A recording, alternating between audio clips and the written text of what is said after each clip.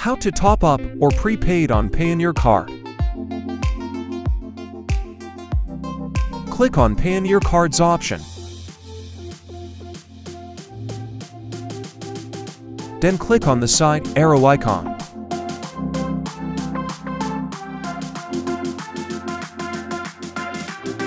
Click on the three dots icon, the bottom right.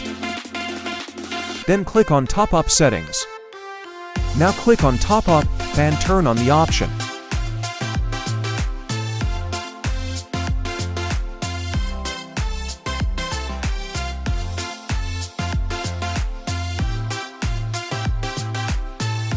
Now click on Save option.